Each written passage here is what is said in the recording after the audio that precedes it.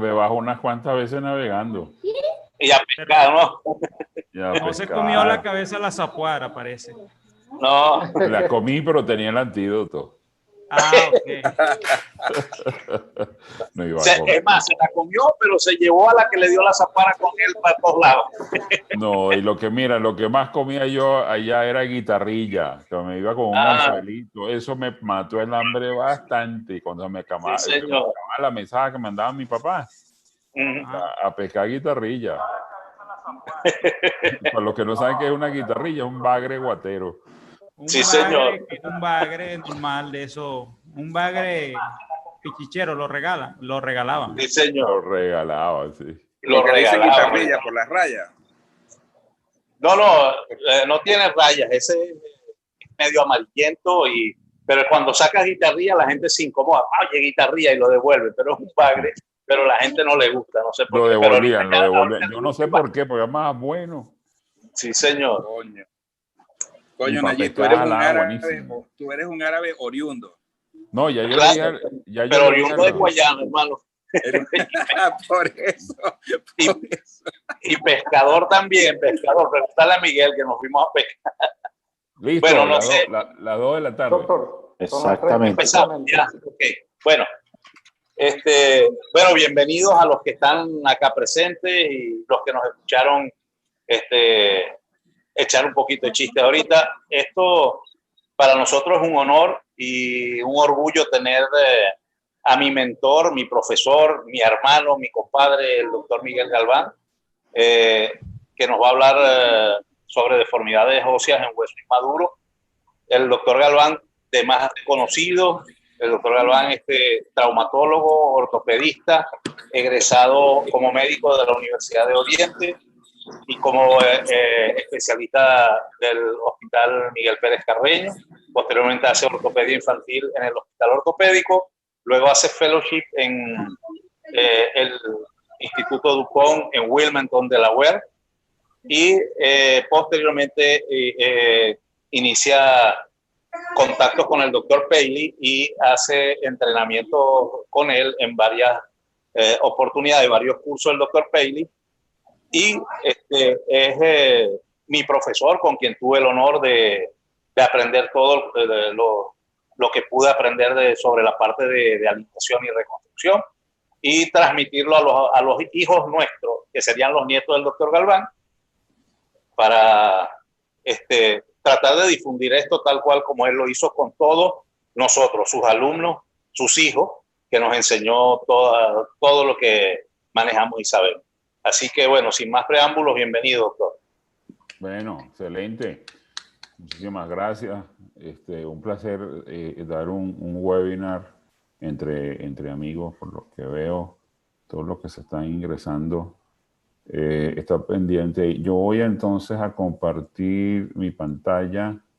¿Ya se ve? Sí. Perfecto. Voy a ponerle modo presentación.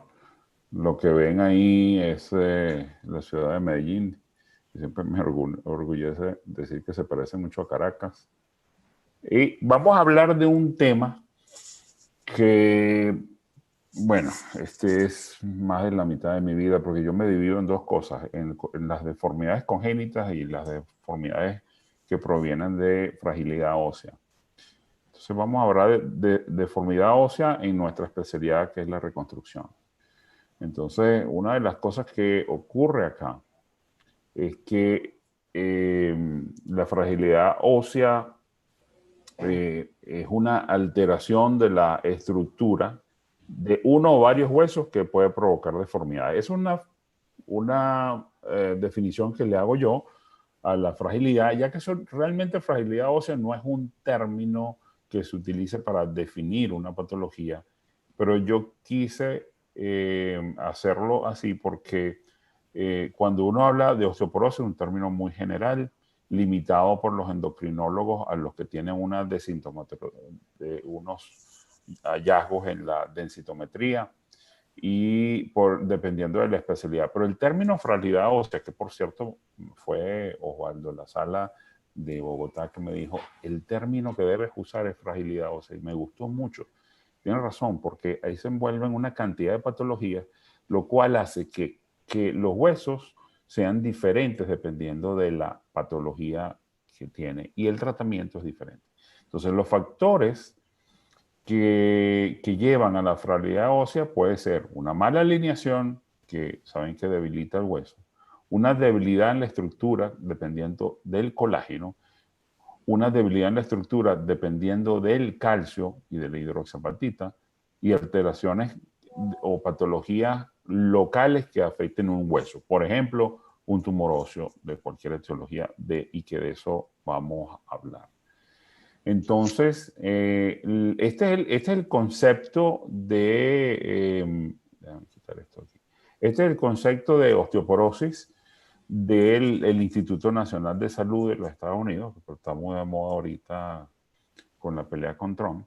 Este instituto que define muchísimas cosas en medicina.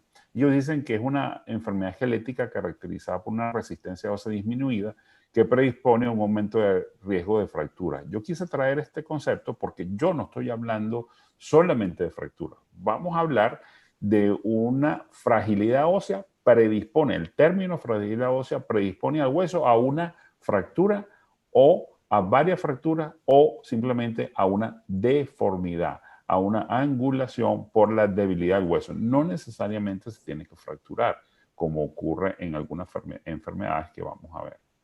Entonces, una cosa importante es entender lo que es la densidad de los huesos durante la vida. Entonces, normalmente los seres humanos alcanzamos un pico de densidad ósea alrededor de los 18 años y de ahí en adelante nos comemos los ahorros. O sea, es decir, y lo voy a decir en una forma que se entienda muy bien, como se lo explico a los pacientes. No, durante el desarrollo y un poquito más allá del desarrollo, hasta los 18 años más o menos, nosotros adquirimos y fortalecemos el sistema óseo, los huesos se van haciendo gruesos y van a adquirir una densidad. Esa densidad no va a aumentar más nunca, hagamos lo que hagamos, pero sí se va a mantener en una meseta y esa meseta depende de cada persona, pero llega un punto en que inexorablemente comienza a descender hasta la muerte. Es decir, la densidad ósea está muy ligada a cuánto vamos a vivir. Por eso, en la década de los 90 fue declarada la década de los huesos y las articulaciones, porque se entendió que mientras mayor densidad ósea que tú tienes, podemos prolongar en promedio la población. Entonces, una persona, por ejemplo, con una enfermedad renal, su expectativa de vida es menor y la densidad ósea es menor. Pero una persona con osteogénesis imperfecta no alcanza nunca los picos que alcanza una persona normal y también sus expectativas de vida son menores. La fragilidad ósea, ¿dónde se puede ver? Bueno, la que más afecta de las que les voy a presentar es la osteogénesis imperfecta, el síndrome de Albright, McCune-Albright y otros síndromes que están englobados dentro del síndrome de Albright, problemas renales por razones obvias de fisiología, displasias óseas, la hipofosfatasia, el síndrome de Ehlers-Danlos, artrogriposis múltiple, parálisis cerebral, y así una cantidad de enfermedades hormonales que cada una da una estructura diferente. Ahora, aquí me voy a parar a explicar algo. No es lo mismo decidir que voy a enderezar un hueso de un paciente de una raquitismo renal leve al de una osteogénesis imperfecta leve. La estructura ósea son diferentes porque la forma como está afectada la fragilidad o la estructura de ese hueso viene por diferentes causas. Algunos pacientes se podría uno atrever hasta colocarle un fijador externo, como por ejemplo, yo no lo hago, pero se podría en un paciente con un raquitismo renal leve y de repente no vas a ver ninguna, pero no se te ocurre jamás hacer eso en osteogénesis imperfecta, porque en cuanto le haces el huequito para el tutor ya se te quebró el hueso y ahí le hiciste una osteotomía. Entonces, cada uno de estos es diferente y lo que les voy a presentar, a ver, alguien me dijo una vez y se me quedó grabado que el ortopedista infantil y los que hacemos reconstrucción de pacientes con patologías genéticas se parecen, y no quiero que nadie se ofenda por esto, se parece a un veterinario, ¿no? El veterinario ve diferentes animales con diferentes estructuras óseas, y si el veterinario se va a ponerle una placa a un caballo, no lo hace con los mismos instrumentos ni con la misma filosofía que se la va a hacer a un gato, a un perro o a un pajarito. Entonces, porque son diferentes. Nosotros los ortopedistas infantiles no podemos ver desde el punto de vista estructural que un niño con una artrogriposis tenga la misma densidad ósea y forma de hueso que un paciente con un McCune-Albright o una osteogénesis imperfecta. Son diferentes. Entonces nuestra mente tiene que abrirse a saber que no somos traumatólogos que solamente tratamos fracturas. Entonces, la estructura ósea es un andamio, y este andamio está construido por unas, lo puedo decir en venezolano, unas cabillas o varillas de metal que ensambladas entre ellos nos da un andamio, el cual, unido con otro producto que se llama concreto, y concreto se prepara con un polvo que se llama cemento, se une con agua y piedra, se mezclan con una pala y se colocan por dentro y por fuera de esa estructura metálica hecha de hierro o de acero. Y entonces, entre los dos van a tener una estructura. Ustedes no se imaginan una columna sin cabillas porque se va a partir. Y no se imaginan una columna sin concreto porque solo cabilla se va a doblar. Entonces, entre los dos es impresionante lo que puede hacer. Y esto los que hacen ingeniería desde mucho antes de los romanos se dieron cuenta de eso y construían edificios con unas estructuras parecidas. Entonces, ¿qué pasa en la columna de los huesos? Hay una similitud entre las cabillas o varas de metal y el colágeno y el concreto y el calcio. Entonces, en el caso de que las cabillas sean de mala calidad, se va a fracturar, o el concreto es de mala calidad. Y entonces, ¿qué es lo que pasa cuando ocurre esto? Entonces el edificio se derrumba porque el ingeniero jefe que tenía el contrato de las cabillas compró unas cabillas baratas para ahorrarse una plata y quedarse con ello, y el edificio quedó entonces como una osteogénesis imperfecta con el colágeno deficiente. Entonces tenemos que hacer algo para romper ese círculo vicioso, porque además de eso, de esta deficiencia estructural, nosotros tenemos que inmovilizar al paciente, y esa inmovilización nos lleva a una osteoporosis secundaria y se vuelve a fracturar. Entonces algo tenemos que hacer. Entonces vamos a empezar con las patologías. Ya creo que quedó claro de qué se trata el término fragilidad ósea en diferentes patologías. Y vamos a empezar por las más importantes y las que yo tengo experiencia. La más importante de todas es la deficiencia de vitamina D alimentaria, que lamentablemente está siendo más frecuente en la medida que crece la población. ¿Okay? Entonces, cuando uno ve esta gráfica, entiende que nosotros tenemos que tener una alimentación tan buena para que nuestros hijos tengan un pico de densidad ósea tan alto para que puedan de ahí en adelante surfear sobre una meseta bien larga y puedan vivir muchos años. Si no alcanzan este pico, la vida va a ser más corta, lamentablemente, porque la densidad ósea está relacionada a las expectativas de vida. ¿Ok? Entonces, esto es más o menos lo mismo. Ok. Miren este estudio que revela que dosis bajas subclínicas cada vez son más frecuentes. La cantidad se está consiguiendo que hay pacientes que tienen vitamina D baja, y eso está relacionado con el tipo de fracturas que tienen los niños. Entonces, una vitamina D entre 20 y 30 nanogramos por mililitro tiene el doble de riesgo de tener una fractura quirúrgica. Es decir, que la fractura es más conminuta y más inestable. ¿Ok? Si los valores son menores de 20 nanogramos por mililitro, el riesgo de tener una indicación quirúrgica es 6 veces mayor. Y estos valores se consiguen cada vez más. Entonces, si los valores son por debajo de 12, el riesgo es 55 veces mayor. Fíjense lo importante de la vitamina D. Este estudio en Boston, Massachusetts, consiguieron que unos valores menores de 15 nanogramos por mililitros en un 24% de una población absolutamente asintomática. Entonces, el 24% de una población, fueron a un colegio, y vamos a hacerle vitamina D a todos estos niños, y consiguieron que tenía un 24% con una deficiencia, un 42% con una insuficiencia, ¿ok? Y pacientes asintomáticos. Eso está pasando también en países y en ciudades como Boston, que se supone que están bien alimentados y que no. Entonces, tenemos que lograr un equilibrio entre la vitamina D y la ingesta de calcio.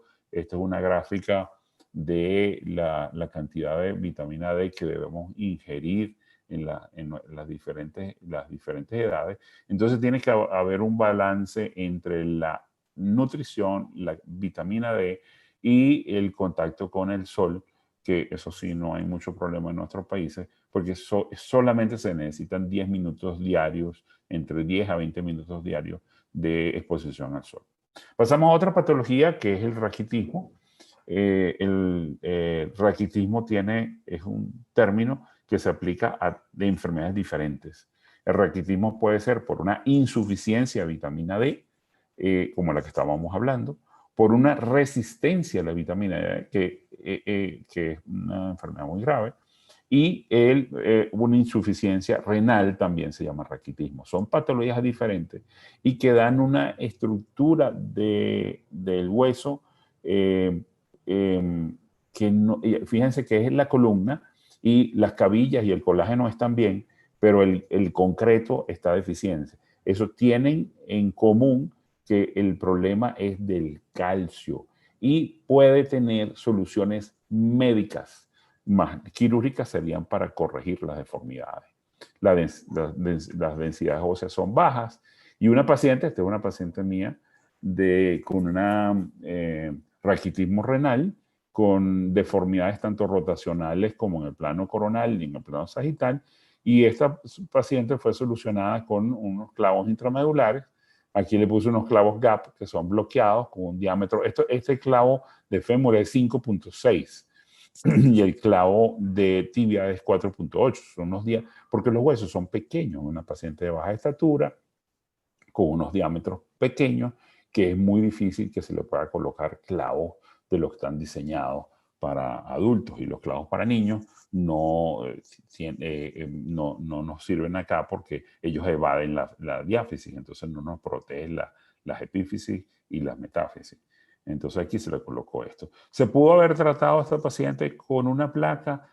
Pues sí, se pudo haber hecho este tipo de pacientes. Es el único de todos los que voy a hablar donde una placa pudo haber sido una solución, pero esa placa hay que quitarla porque donde termina la placa, ofrece un fulcro y se va a fracturar. Entonces yo prefiero los clavos intramedulares porque este paciente queda con ese clavo, si Dios quiere, de por vida, porque tiene una estructura interna. Entonces es preferible en estos pacientes los clavos intramedulares. Hay otras enfermedades como una de las más comunes es la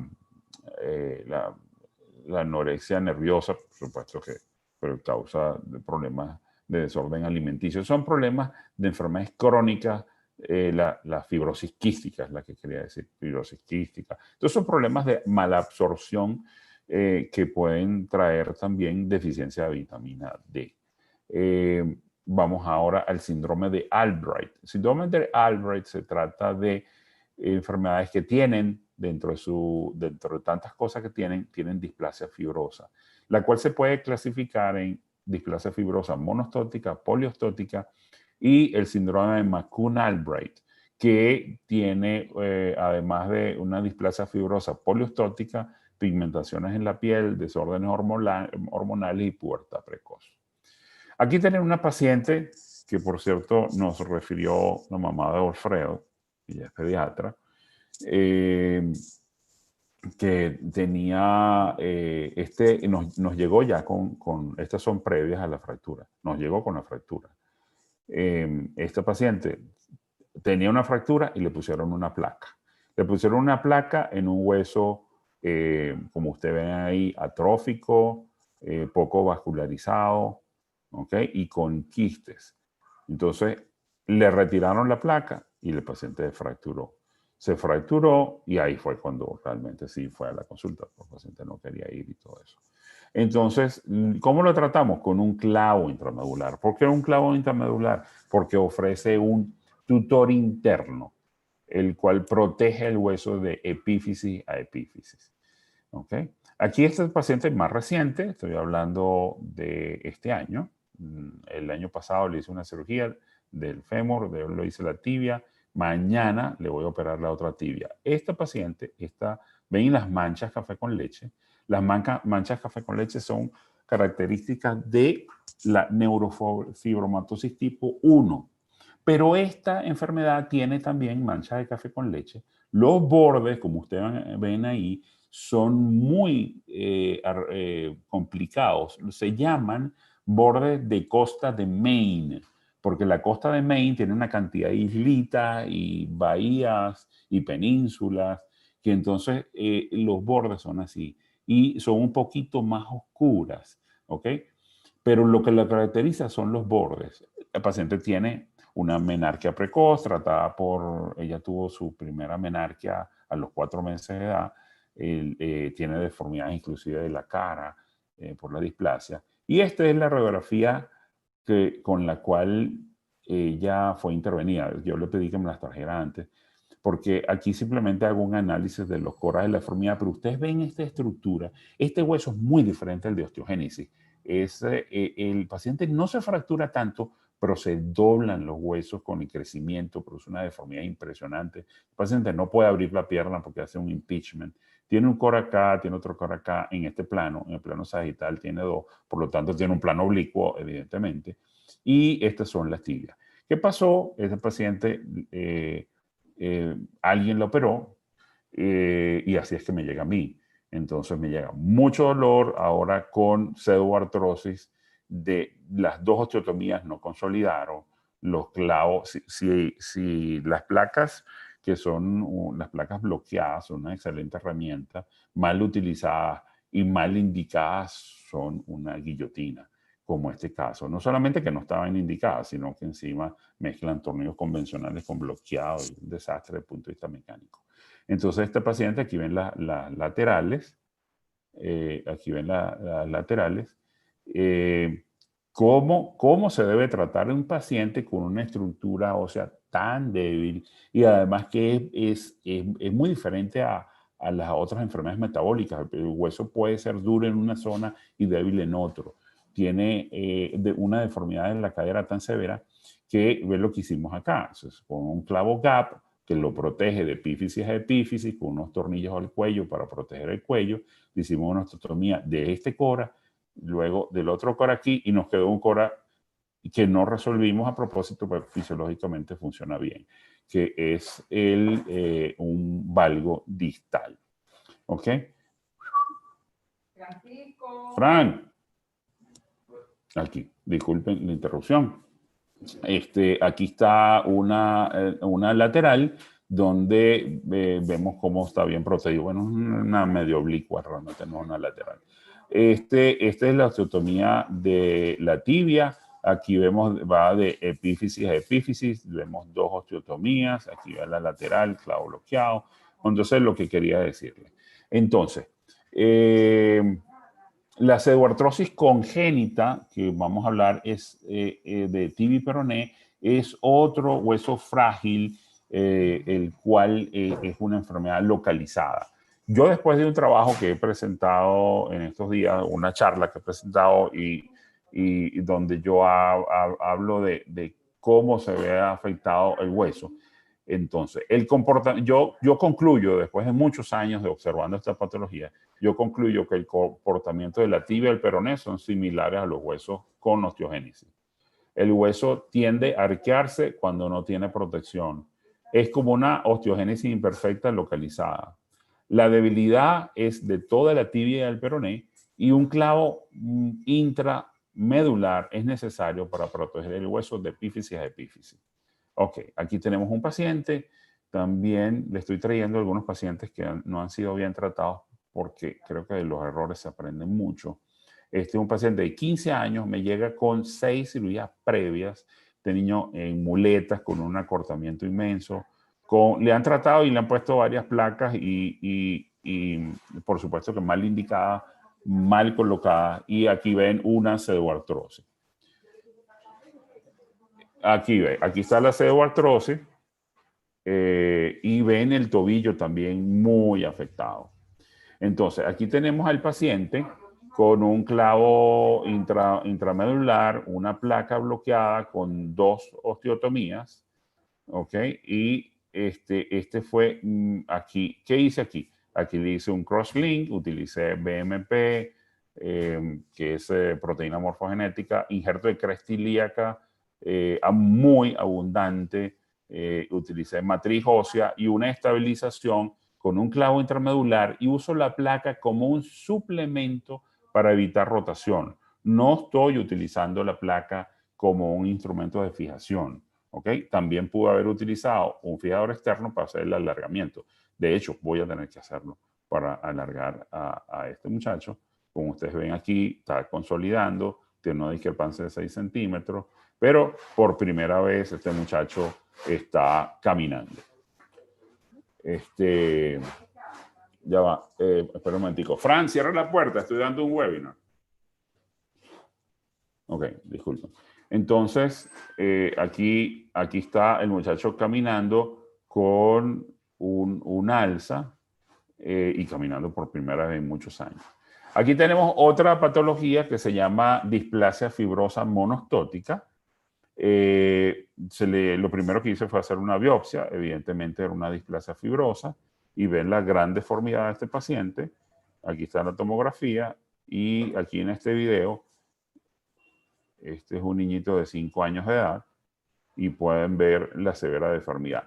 ¿Es un paciente con una fragilidad ósea? Sí, bueno, tan frágil que se ha ido doblando. ¿Tiene algún episodio de fractura? Los papás no lo recuerdan. El hueso se fue doblando. Es muy diferente al de osteogénesis imperfecta. Entonces, a este paciente le hice un tratamiento igual que una pseudoartrosis congénita de tibia con un método que llama Choi 4-in-1, donde luego de resecar la tumoración, corregir la deformidad, la colocación de un eje con un clavo telescópico, una placa para evitar rotación. Aquí ven cómo se está haciendo la sinostosis. Quiero crear una sinostosis, hacer un hueso bien fuerte. Y aquí está todo lo que hicimos. Resección del tejido atrófico, autoinjerto, es decir, cresta ilíaca, abundante, a pesar de tener 5 años, una técnica quirúrgica que podríamos hacer un chat nada más de un webinar solamente de cómo sacar este injerto, que es muy particular, lo aprendí de Dror Paley. Colocación de matriz ósea, clavo de fase dual y una placa bloqueada para evitar la rotación. Aquí está el niño, y hay un video lindísimo andando con esa patineta como loquito, después de 5 meses nada más. Osteogénesis imperfecta. La osteogénesis imperfecta es bien particular. A mí cuando empecé, y estoy hablando mucho tiempo atrás, en el año 92, cuando yo era residente del Pérez Carreño y hice mi primera pasantía por el ortopédico infantil, me acuerdo que más o menos las palabras que decían es una enfermedad hereditaria incurable, no hay nada que hacer y el paciente terminará en silla de ruedas. Más o menos lo que me dieron una ronda cuando presenté a un paciente con una fractura de fémur. Ponle una estica y ya, mándalo para la casa. Los tiempos han cambiado y la clasificación que yo uso es la de Van Dyck y Sillens. No es la vieja de Van Dyck, de Sillens. Esta es una nueva que sacó apenas en 2014. Y aquí están los tipos 1, 2, 3 y 4, de leve a moderada y en orden cronológico. El uso de bifosfanatos funciona muy bien. Este es el protocolo que se los puedo pasar, que es el que yo sigo usando, el protocolo de Montreal. De las soluciones quirúrgicas que hay en osteogénesis imperfecta es tratar de alinear el paciente y los coras que son proximales en los pacientes en crecimiento se pueden crear con bandas a tensión, se pueden utilizar bandas de tensión. Yo en este momento estoy utilizando el EpiFlex, que es una banda de tensión diseñada por mí y comercializada y fabricada aquí en Medellín por una empresa que se llama TechFit, Industria San Pedro. Y aquí está una que coloqué la semana pasada, le tomé foto del intensificador de imagen. Ven cómo el hecho de que sea flexible se adapta mejor a los contornos del hueso. Y eso es todo también una charla aparte. Los clavos telescópicos nos permiten corregir deformidades como esta. ¿Okay? Este es un paciente, para aquel momento creo que tenía 12, 13 años, por aquí más adelante va a salir la edad, donde empezamos a operar a este niño y operé las dos tibias primero. Fíjense la calidad del hueso. Siendo osteogénesis, la misma osteogénesis, los huesos, y como realmente osteogénesis imperfecta tiene más de 20 tipos genéticos, la calidad de hueso varía entre un paciente y otro. Entonces tienes osteogénesis que son como esta, que son más parecidas a un McCune Albright, pero tienes otras que les das con la broca, con la mecha, y el hueso parece duro, parece que estuvieras dándole a un vidrio y de repente ¡pac!, se parte.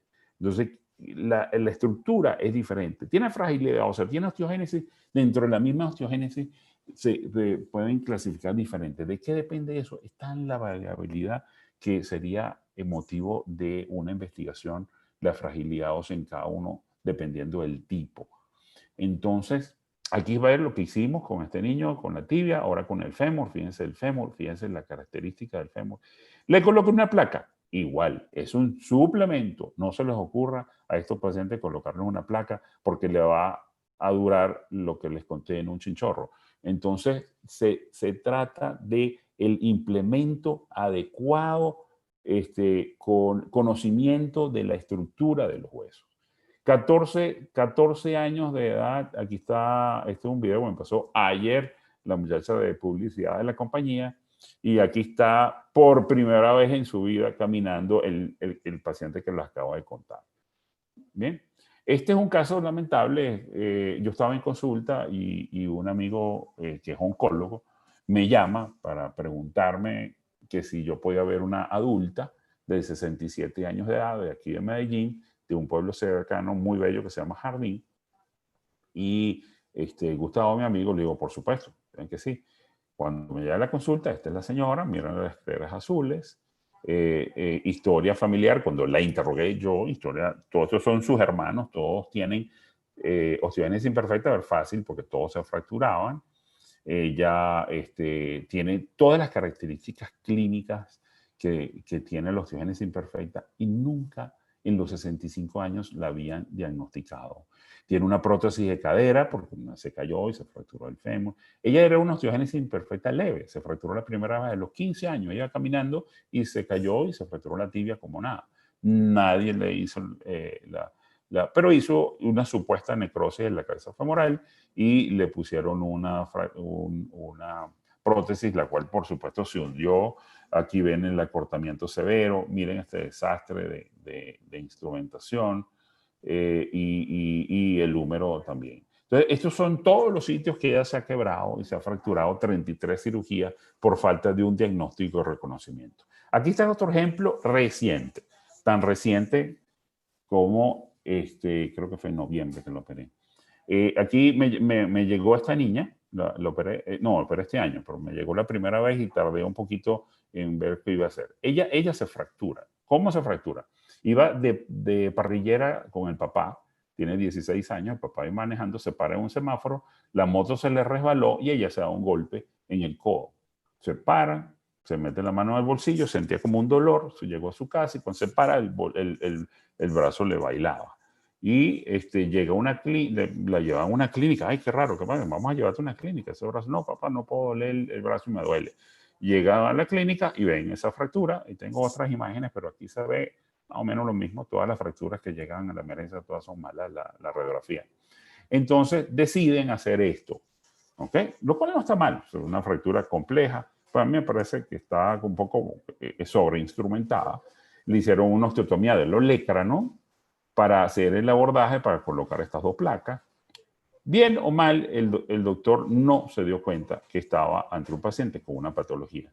Cuando le va a retirar las placas, se le quedaron los huesitos en la mano y decidió poner unos alambres de Kirchner, salir afuera y decirle a la mamá que ahí estaba ocurriendo algo y la refiere, terminó llegando a mis manos.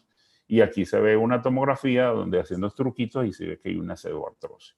Si hay una pseudoartrosis, entonces el mecanismo de fractura había que pensarlo, había que interrogarlo bien, el fenotipo, los signos clínicos.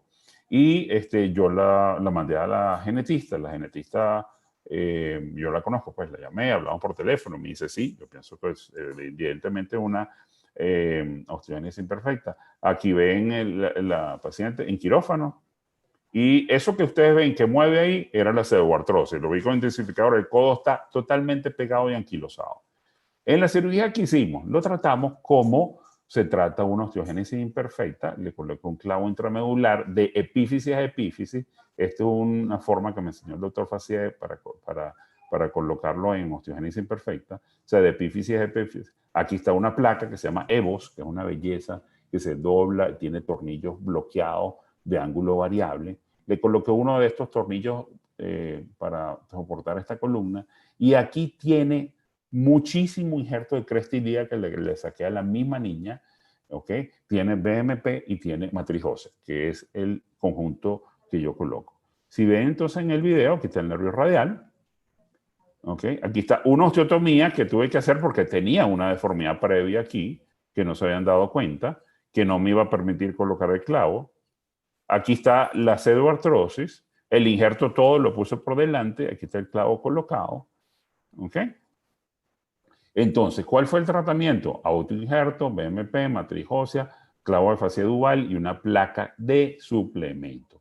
Aquí está 3 semanas postoperatorio. Aquí está 3 semanas postoperatorio. Y miren el callo que está haciendo en la osteotomía. Esto está consolidando. Mire qué belleza el autoinjerto cuando tiene 3 cosas que yo les he enseñado. Allí se va a acordar. ¿Ok? Estabilidad, vascularización, que en este caso es la biología, porque la desvascularizaron, ¿ok? Alineación, y está alineada. Aquí está entonces la niña, este video me lo mandaron la semana pasada, y yo le dije, mándame un video donde ella se vea que mueve el codo bien, que tengo una charla y la quiero presentar, y me mandó, fue este video. Aquí es el brazo derecho, ¿ok? Y ustedes ven ahí bailando con el papá. Y entonces me encantó el video, pero dijo, bueno, si quería mover el brazo, mira cómo lo mueve.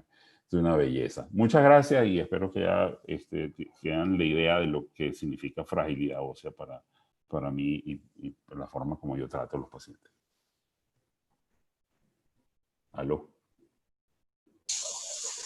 Bueno, muchísimas gracias al doctor Galván. Hermano, muchísimas gracias. De verdad, una excelente presentación, como siempre, tu conferencia. Si alguien tiene alguna pregunta a hacer, por favor, por el chat, para hacérsela llegar al doctor Galván. Lo primero que se me olvidó al inicio, dar agradecimiento a la Sociedad Venezolana de Cirugía Ortopédica y Traumatología por el apoyo a las conferencias. De hecho, hablé con el doctor René Cárdenas, que está fungiendo como presidente de la sociedad, para notificarle de nuestras charlas, siendo nosotros parte de la misma sociedad, y nos dio todo el apoyo para estas charlas. ¿Okay? Vuelvo y repito, esto se lo agradecemos a mis alumnos, a mis fellows que tomaron la iniciativa, el doctor Richard Malaver y el doctor José Pulido, entre todos, y otros de los hijos nuestros pendientes de tratar en este momento de crisis, de dificultad de asistir a congresos, mantener conferencias. Y bueno, para mí es un honor y un placer tener a mi hermano, a mi maestro, mi compadre, el doctor Miguel Galván, acá compartiendo con nosotros. ¿Verdad que es un honor? Si alguien tiene alguna pregunta, por favor, para hacérsela al doctor. Juan Carlos dice excelente, manda felicitaciones. Adolfredo. Sí, voy a más que una pregunta es insistir, aquí la cámara, es insistir en el concepto que está diciendo el doctor Galván, que para muchos probablemente es nuevo, la utilización de placas en la fragilidad o en los huesos con fragilidad ósea es exclusivamente para control rotacional, ¿okay? Porque siempre se nos enseñó en un principio que solamente eran los clavos intramedulares y sigue siendo la estructura principal. Y por eso el doctor creo que hizo tanto énfasis cada vez que lo nombraba y decía que era como suplemento. Ya hay publicaciones que lo avalan. ¿Okay? Y quería hacerte una pregunta, Miguel, en aras de la difusión. En algunos centros, a pesar de ser de vanguardia, siguen utilizando el pamidronato disódico por encima del solendronato, a pesar de la evidencia científica de las ventajas. ¿Tú pudieras ahondar un poquito más y aclarar cuál es tu punto de vista en base a tu experiencia? Sí, claro. Mira, yo usé el pamidronato por primera vez en el año 1999. Me acuerdo que estaba Heriberto de República Dominicana, de residente, y dijo, vamos a empezar esto. Y eso fue en noviembre de 1999. De ahí en adelante, en el año 2002, cuando tenía mi primer fellow, que fue, el segundo fellow fue Najib, y la primera fue Ogna Silva. Le dije, Ogna, vamos a revisar lo que hemos hecho en estos 3 años, y fue el trabajo con pamidronato. Los resultados fueron excelentes, pero sobre todo el mejor resultado era la entrevista a los padres. ¿Considera usted que el niño, sí, usted lo recomendaría? Sí, los papás estaban felices y uno no lo podía palpar, yo también, pues los niños tenían una mejor calidad de vida. Por aquellos días, entonces, resulta que el pamidronato fue una patente de Novartis, ¿okay? Estaba por terminarse la patente de Novartis y llegaban a repetir, como yo usaba el pamidronato de Novartis, nos llegaban a visitar para meterme por los ojos el ácido solendrónico. Pues entendí qué pasaba. El medicamento iba a terminar los 10 años que tiene bajo tu autoría, y se iba a terminar esos 10 años y cualquiera lo iba a poder fabricar. Y la gente de Novartis tenía bajo la manga un producto que habían diseñado a partir del pamidronato, otro bifosfanato que se llama hoy en día ácido solendrónico. Estoy hablando del año 2003 por ahí. El pamidronato se abarata el costo, es mucho más barato, y el ácido solendrónico mucho más caro. ¿Cuáles eran las ventajas? Las ventajas era que el niño, en vez de ir cada 3 meses a recibir el medicamento durante 3 días, y cada aplicación duraba 4 a 5 horas, ahora el pamidronato, el ácido solendrónico, se aplicaba en 1 hora y se aplicaba cada 6 meses, nada más 2 días. En vez de 12 visitas al hospital, de 12 se convierten en 2. Nosotros, pues siguiendo los consejos del doctor Gloriex, quien es el que hace el protocolo de tratamiento en Montreal del pamidronato, él empieza a hacer un trabajo paralelo. Para el año 2008 yo cambio porque ya Gloriex recomendaba que lo cambiases. Los resultados son iguales, son iguales. Los trabajos de Gloriex, que es el que tiene la mayor casística en esto, demuestra que son iguales. ¿Cuál es la ventaja?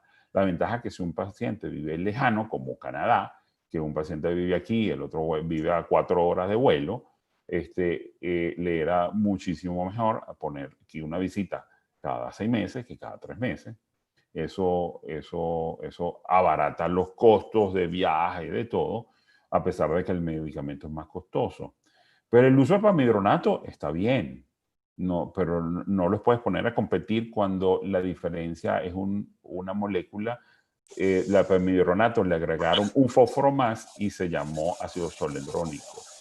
Con una acción que potencia el medicamento se necesitan dosis menores y las reacciones adversas inclusive he visto que son iguales de malas, ¿no? La secundaria, que es la que les da como una fiebre y como una especie, como una flu-like, como una gripe. ¿Okay? pero no debería haber ninguna discusión entre uno y el otro porque son medicamentos más o menos diferentes, son muy parecidos y del mismo, también con los otros bifosfonatos hacen más o menos la misma acción. Pero estos endovenosos van muy bien. Sí, Miguel, ¿me escucha? Ya, Nayib, disculpa, para continuar con el tema del pamidronato, de los bifosfonados.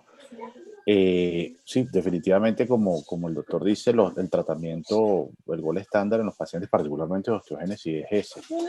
Ahora, o sea, probablemente el debate en este momento no es si se utiliza o no el bifosfonado, doctor Galván, sino el debate es cuándo, en base a tu experiencia, lo pones en hold, lo pones en vacaciones, que llaman en algunos términos. O sea, este niño que ya después de tantos años sin fracturas, después de tanto tiempo sin fracturas, detengo el bifosfonado. ¿Tienes algún protocolo específico para eso? Sí, como yo te digo, en esto yo no soy biólogo ni osteópata, que son de los que tratan esta patología. Yo sigo al doctor Francis Gloriex, para serte sincero. Y por mucho tiempo estuve unido con ellos y los protocolos ya están establecidos, los de Francis Gloriex en Montreal, que es el país que lideriza por mucho eso. Yo he visto a muchísima gente que critica a Gloriex y cuando él se para ahí a dar sus charlas, él habla y nadie le dice nada porque el hombre tiene demasiada experiencia en eso. Entonces, el doctor Gloriex hubo un...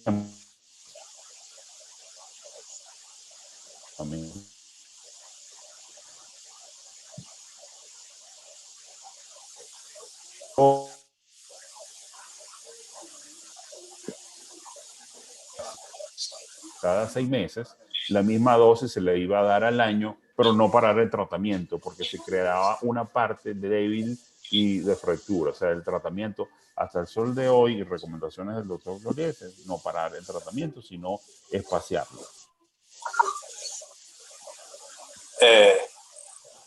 Miguel, hay unas preguntas acá en el chat, hermano, te voy a ir diciendo. ¿Existe la posibilidad de realizar alargamiento óseo en osteogénesis imperfecta posterior a la corrección de deformidades? Pregunta el doctor Héctor Pimentel. Sí, claro que existe la posibilidad. Lo que tienes que preguntarte es si vale la pena o no. A ver, si yo tengo un paciente con una discrepancia de 3 centímetros, 4 centímetros, voy a preferir el acortamiento de la extremidad que no está sana porque tiene osteogénesis. En este caso no puedes hablar de la extremidad sana, sino de la extremidad larga. Claro. Voy a preferir el acortamiento, bien sea por fisiodesis, ¿ok? O por un acortamiento agudo con los sistemas de un clavo intramedular, estabilización con una placa y que alargamiento. Porque aunque ellos crean buen callo, la formación de callo va a tardar demasiado. Vamos a ponértelo de esta forma. Yo nunca he hecho un alargamiento, no me he visto en la necesidad y me he inventado cualquier cosa para no hacerlo. Y no he tenido necesidad de hacerlo realmente. Otra pregunta. El doctor Mauro Vivas pregunta si has utilizado injerto molido o sustitutivo óseo sintético en defectos que no puedes llenar o con autoinjerto o prefieres acortar el segmento. Me imagino que es en osteogénesis perfecta. Depende del defecto, no sé a qué se refiere. Porque depende de la patología. Si me dice la patología, yo le respondo. ¿Okay? De hecho, bueno, sí conversaste algo sobre el uso de BMP, pero usas generalmente injerto morsalizado de cresta. Sacas injerto de cresta y lo utilizas, ¿no? Sí, yo preferiblemente el BMP en estos sistemas de fragilidad ósea necesita un osteoconductor porque él solamente es osteoinductivo. ¿Okay? Entonces necesita injerto de cresta la mayoría de las veces.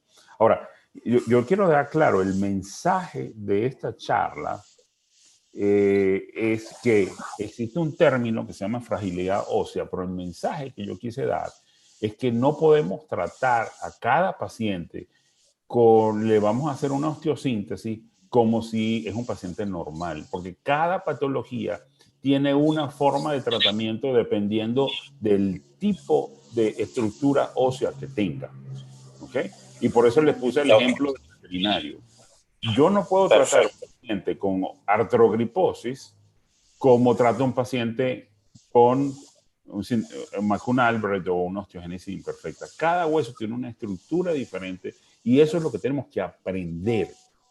Aprender a diferenciar, ¿ok? Porque nosotros hacemos traumatología y estamos varios años en el posgrado atendiendo fracturas de gente sana, a lo cual tú puedes hacer un protocolo de fractura 1A, B, C, 3 y le aplica tal placa porque esa es la que le queda. Aquí no. Aquí no. Si el paciente tiene una artroliposis, dependiendo. Si tiene osteogénesis, inclusive, los tipos de osteogénesis y la calidad de los huesos son diferentes. Entonces uno se va con lo suficiente, uno ya ve la radiografía y más o menos puede saber qué tipo de instrumentos va a usar.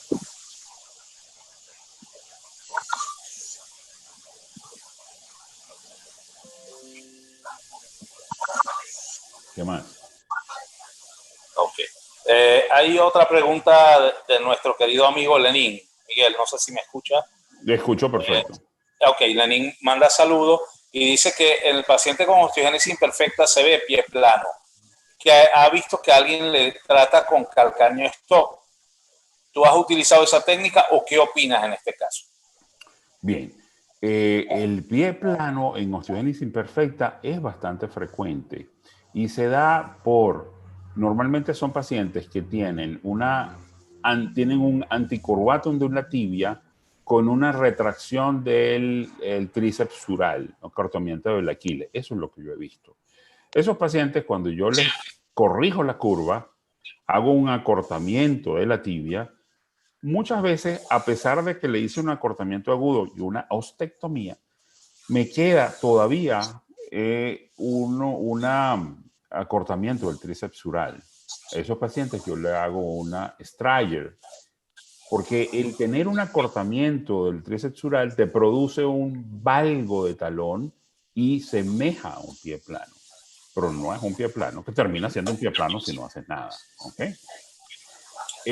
Ahora, con respecto al calcáneo stop, el calcáneo stop tiene indicaciones tan pequeñas, para mí, tan pequeñas, que te puedo decir, como yo tengo el tiempo muy clarito cuando me vine a Colombia hace 5 años y medio, va a ser 6 años a final de este año, he hecho un caso.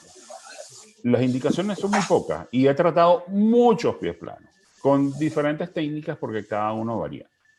Lo primero que se necesita para hacer un calcáneo stop es un paciente que tenga una estructura ósea que soporte una columna que estás colocando para hacer un impeachment, un tope óseo a la eversión.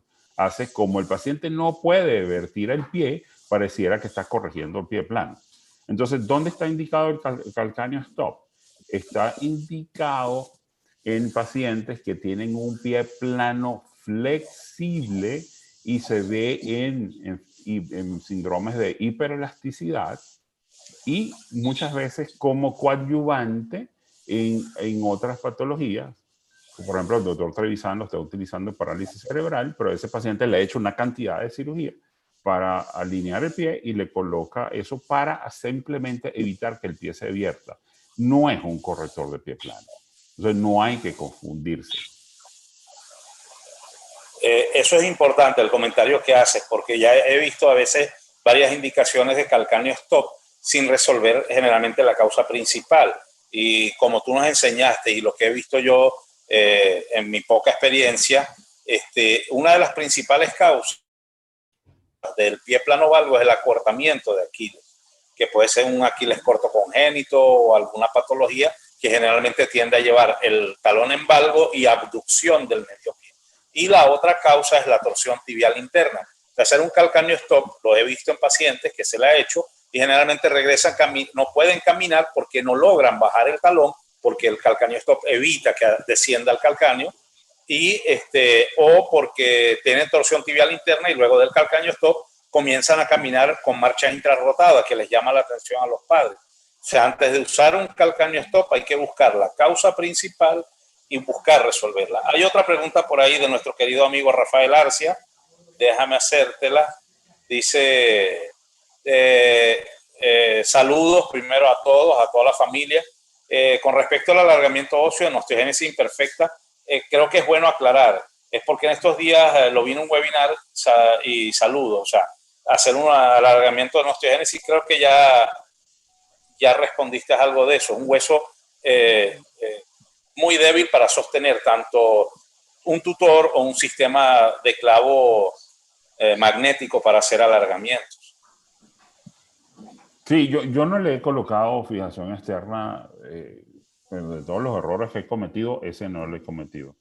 De colocar un tutor externo a pacientes. Yo, cuando estuve iniciándome en fijación externa, coloqué fijadores externos en pacientes con raquitismo renal y bueno, era una belleza como uno podía corregir las deformidades y todo eso.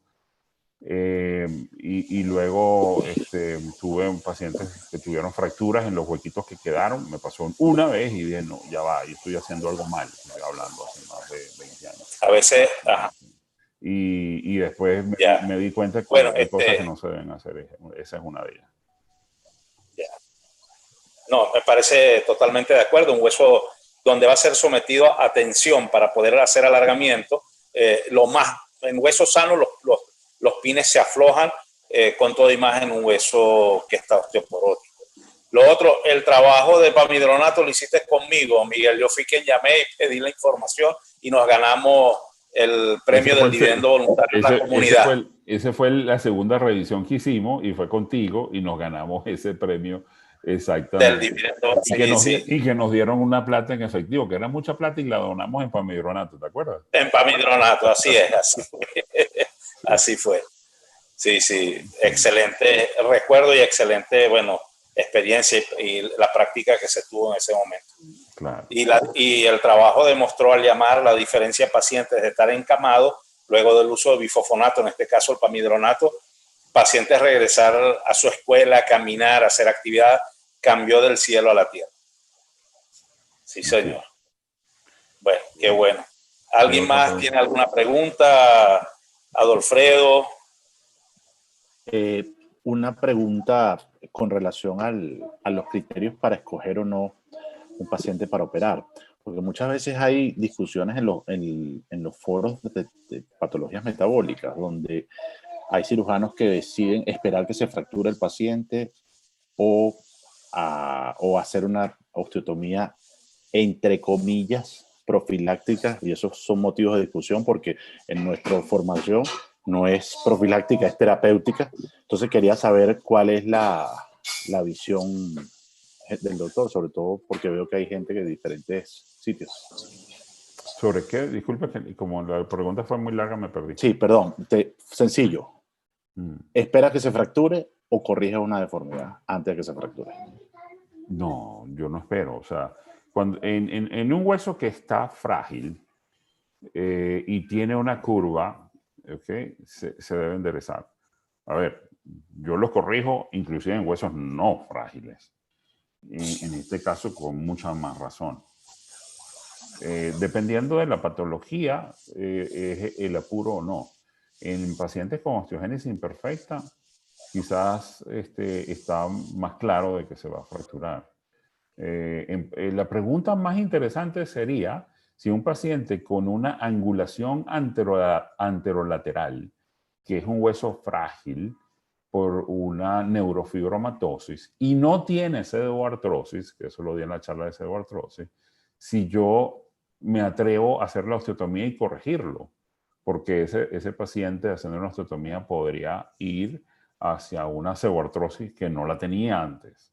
Entonces, en este caso, con las herramientas que contamos hoy, con este sistema de quitar el hueso atrófico, corregir el plano axial con un clavo FACIE, colocar un sistema antirrotatorio como una placa bloqueada, colocar injerto de cresta ilíaca, colocarle BMP y colocarle matriz ósea. Con todo eso, sí me atrevo. Antes no me atrevía.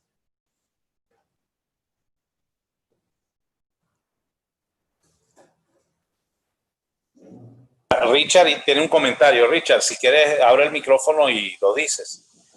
Ok. Bueno, doctor Galván, excelente. Como dice un amigo de aquí, amigo suyo también, Raúl Abdul, dice siempre, doctor Miguel está fuera de lote. Raúl Bueno, Abdul Calais. Doctor, vea, siempre me ubico en el sitio donde estamos. ¿Qué tenemos a la mano para resolver problemas? Veo la placa que usa para evitar rotaciones en esos casos de huesos frágiles, colocando un clavo telescopable. Ahora, nosotros no manejamos aquí esos clavos, usted sabe cómo estamos. Sí manejamos siempre, cada uno de nosotros hemos visto niños, pacientes con huesos frágiles debido a tratamientos anteriores, cirugía fallida, antecedentes de osteomielitis, retiro de material. Usted con su experiencia, ¿qué truquito nos da a nosotros o alguna orientación con lo que tenemos nosotros a la mano en esos casos? Sí, yo antes de tener el clavo de Fassier y tener ciertas cosas, a ver, durante toda mi carrera sufrí de que no tenía esto, no tenía aquello. Entonces, no tenía Ilízarov, entonces me hablé con la Citecula, entonces me hicieron una pieza, después me hablé con otro, después apareciste tú haciendo también los tutores, y siempre uno buscaba una forma de tener las cosas así, no las tuviese. Yo llegué aquí y no tenía la hinge plate, y me inventé con la casa comercial y el ingeniero Mauricio Toro de San Pedro, inventamos la Epiflex, porque no tenía hinge plate, no tenía ninguna placa realmente respetable. Entonces, y así, entonces uno tiene que buscar las vueltas y al sitio donde vayas a tener todo. Yo iba a operar a Arabia Saudita y resulta que no tienen placas bloqueadas. Yo quiero controlar solamente la rotación y he puesto placas DSP, la cual podría ser un sacrilegio, pero como el esfuerzo que va a hacer la placa es solamente antirrotatorio, una placa DSP ahí se puede colocar. Es una opción. Entonces, en estas realidades uno tiene que buscar inventar algo, pero siempre bajo los principios, que no sea invento, que sea realmente basado en principios. Si tú ves que al final se cumpla lo que quieres, que sea que el sistema que estás usando te dé estabilidad. Ok.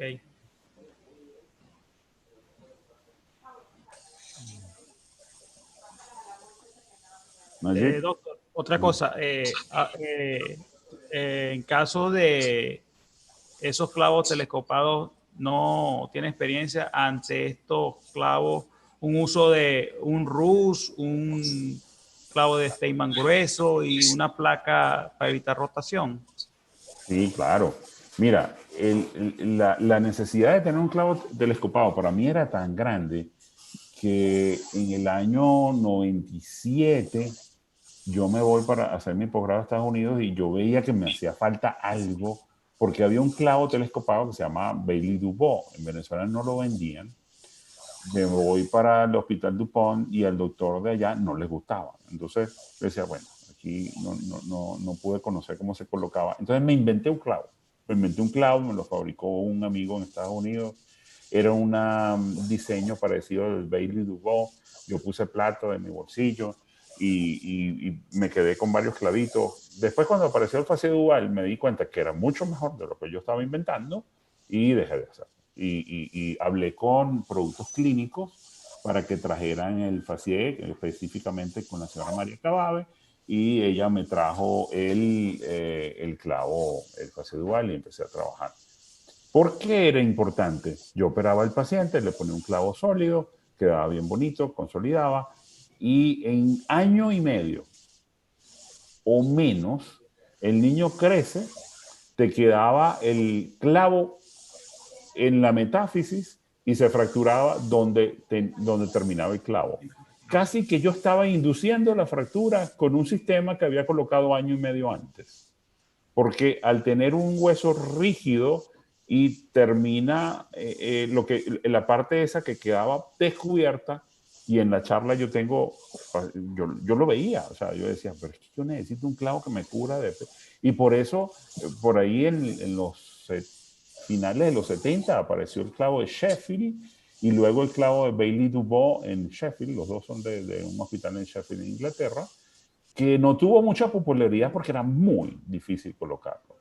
Era complejísimo, pero era la necesidad que teníamos. Entonces sí es necesario un clavo telescópico en los niños en crecimiento con fragilidad ósea, no solamente en osteogénesis imperfecta, quizás la segunda, en los ejemplos que yo pongo ahí en McCune Albright, que tienen huesos muy débiles y mucho más débiles que osteogénesis inclusive. Y hay otra que no nombré que se llama la enfermedad de Fanconi, que es una resistencia a la vitamina D bárbara que da una osteoporosis mucho más severa que la osteogénesis. Haciendo un comentario, estos webinares son importantes para actualizarnos, estar al día, estar por lo menos, y más en esta situación, primero de pandemia y la situación de Venezuela, que nos ha llevado a varios años a no tener congresos nacionales. Entonces, vale la pena esto para actualizarnos y estar pendientes. Pero quiero hacer una acotación, se la escuché al doctor Paley, igual tú, Miguel, se la escuchaste. Ojo, con estos webinares, esto es un abreboca, esto es un aprendizaje. No significa que lo vi en un webinar y algún médico en estos días hizo un comentario, no recuerdo quién fue. O sea, ya con esto yo voy a decir, yo vi un webinar y me voy a meter a operar. Necesita entrenamiento, así se lo he hecho saber a los muchachos, necesita mucho entrenamiento, hay que estudiar, hay que estar preparado, hacer un entrenamiento largo, no es de una semana ni de 15 días para poder aprender a hacer estas cirugías que son muy complejas. Esto es importante, ¿ok? ¿Alguien más tiene algún comentario, alguna pregunta? No sé si habrá alguna pregunta en el chat, déjame verificar. Si quieres, Nayib, mientras tú verificas allí, un pequeño comentario a la realidad, a lo que estaba planteando Richard. Siempre y cuando no soy muy amante de hacer lo que puedo hacer porque es lo que tengo, porque también hay componentes médico-legales que tenemos que tomar en consideración hoy día, ¿no? Eso no lo debemos descuidar. Existen publicaciones donde se pueden utilizar en anterógrado y retrógrado dos clavos, los publican con Rush, estaba hablando de osteogénesis, pero para que entonces tratar de solapar los clavos de tal manera que en lo que vayan creciendo se tenga una suerte de protección en todo el sentido longitudinal del hueso. Claro, eso es discutible, eso tienes que abordar entonces dos articulaciones. Te insisto, es para dar una pequeña solución probable a lo que tú planteabas, Richard, de cómo solucionar si tienes una fractura y no tienes la condición o los materiales óptimos. Eso está descrito, o sea, eso tiene un aval científico publicado, de paso. Sí. Excelente. El doctor Giuseppe Sierra manda felicitaciones al doctor Galván. El doctor Giuseppe Sierra de San Felipe, Estado Yaracuy. Okay. Bueno, no sé si alguien más tenga alguna pregunta, algún comentario. Yo creo que se llenó todas las expectativas y es un honor para nosotros, querido maestro, hermano, amigo, bueno, profesor, maestro, de todo, pues. Compadre. Bueno, compadre de verdad, no compadre solo. Por ahí está tu ahijado. Miguel Ángel, ven para acá a saludar. Ah, ok. Mira, con respecto a eso, de la situación de Venezuela, lo mejor que se puede hacer, mira, aquí para que saludes a tu padrino. Baja. Hola. Hola. No la escucho. Ya tiene un vozarrón, carajo. Dios te bendiga, papá. Dios te bendiga, hijo. ¿Cómo están? Bien. Wow. Dios lo bendiga. No, está más alto que yo. La única manera de saber que uno se está poniendo viejo, compadre, es cuando ve a los hijos y a los ahijados. Inmenso. Qué maravilla. Papá, Dios te bendiga. Maravilla. Mira, lo que más podemos hacer es utilizar estas vías. O sea, el Zoom nos ha permitido que podamos estar juntos, que sin importar la distancia y ojalá pues, se pueda mantener esto. Y yo quisiera a cada uno de ustedes decirle que hay que apoyar los sistemas piramidales. Sistema piramidal me refiero, la cabeza de la ortopedia en Venezuela es la Sociedad Venezolana de Ortopedia y Traumatología, ¿okay? Que es la SBCOT. Aquí hay que apoyar, y debajo de eso están los capítulos, ¿okay? Cuando yo llegué a Colombia me di cuenta de que esta muy exitosa sociedad se basa en la obediencia de este sistema piramidal, y la sociedad venezolana, cuando era fuerte y poderosa, nosotros nos acobijamos debajo de ella. Ahora que está débil por la situación, es hora que nosotros le demos el apoyo. Así es, así es. Por eso yo había hablado con Reni Cárdenas y le planteé lo de la conferencia para que ellos también supieran y nos dieran el apoyo. ¿Okay? Me dijo, perfecto. Inclusive el curso que tú te ofreciste a dar una conferencia, que al inicio no te entendí el apoyo, de estar, hay varios comentarios, ya los leo, del apoyo de la sociedad. De hecho, cuando fuimos a hacer el curso, para no pasar, y se hizo el comentario a la sociedad, porque considero que dependemos de ella y como tal se merece nuestro respeto. Fui coordinador nacional del comité y la sociedad nos apoyó en varios de los TPT que se hicieron en cuanto a alineación. Y bueno, estamos pasando por un mal momento. Pienso que no es momento de darle la espalda a la sociedad, sino más bien apoyar. ¿Okay? Totalmente de acuerdo. Y bueno, déjame, tu micrófono está apagado, Miguel. Ajá, sí, que decía que es el momento que la sociedad ahora depende de nosotros. Antes nosotros dependíamos de ella. Así es, hermano. Mira, Giuseppe Sierra, ajá, el doctor Juan Carlos Vega dice, por ahí anda Miguelito Molano también y yo, que ayudamos a cargar el coche y la pañalera. Bueno, a mí no me tocó eso porque yo estaba pendiente de la barriga de niño. Saludos a todos mis maestros y colegas desde Santa Elena de Guairén, Ronnie Barrios, la doctora Rita Moreno también de Yaracuy, de San Felipe. Saludos, maestro Galván, felicitaciones a Nayib, José, Daniel. Gracias por estos espacios de conocimiento. Gerardo López, desde México, saludos. A Adolfo Silva, también saludos a Miguel y a mi persona. Por favor, no olviden montar la presentación. La presentación se va a montar en YouTube, están pendientes. También Natalia Cifuentes desde Chile. Gracias por compartir sus conocimientos. Gracias, Natalia. Y algún último comentario, Miguel. Y Carlos Pargas acaba de mandar saludos desde Dupont. Y Juan Carlos, y varias cosas. Déjame seguir viendo, me están llegando ahorita. Déjame seguir leyendo, hermano. Juan Carlos Krautamer desde Buenos Aires, saludos. Eugenia Bocelli, saludos a todos. Gracias por tan excelente presentación. Ojalá en Asunción, Paraguay, podamos pronto contar con el apoyo de tan brillante maestro, doctor Galván. Gerardo Aguilar, saludos y excelente webinar. Jesús, no tengo el apellido, saludos a Jesús Castillo. Es Jesús Castillo, desde Chile está. Ricardo Ríos, excelente charla, saludos desde Puerto La Cruz, Venezuela. Bueno, bien. Gracias a todos por su presentación. ¿Algún último comentario, hermano, compadre? No, sigan adelante con esta iniciativa. Por ahí también está Pablo Romero, que hay que apoyarlo desde Perú. También. No, pero no es hablar, que no partes. Mandar un... O sea... Okay. Jesús Castillo te dice, Miguel, eres un genio, siempre lo he dicho. John Brani Rincón, saludos. Jesús, te queda muy bien el tapaboca, todo lo que te tapa la cara te queda bien. ¿De qué? A Jesús, que te gusta tapaboca ahí. Es que estoy con gente aquí. No lo vi. Estaba viendo con gente aquí cerca. Ya veía que estaba trabajando. Está trabajando. Oye, Jesús, saludos, vale. Mira, necesito una traducción en inglés cuando puedas, por favor.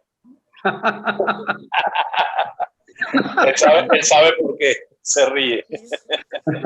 Ese chiste no me lo sé, pero no importa. Bueno, después te lo he hecho, eso en privado.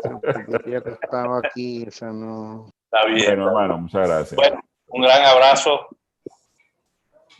Gracias, Miguel, gracias a todos. Sí, gracias a la sociedad por su apoyo. De verdad, es un placer. Esto es para compartir. y simplemente estar, oye, entre amigos compartiendo opiniones sobre ciertos temas muy interesantes. Por favor, estén pendientes, la semana que viene se les pasará también la invitación para un próximo webinar. Trataremos de hacerlo los jueves en la tarde, ¿ok? Juan Carlos, los compañeros, muchachos pendientes, que les va a llegar una invitación en su momento para... Lo que les digo que en algún momento esta cuarentena los gobiernos no van a poder y la gente va a tener que volver al trabajo de alguna forma.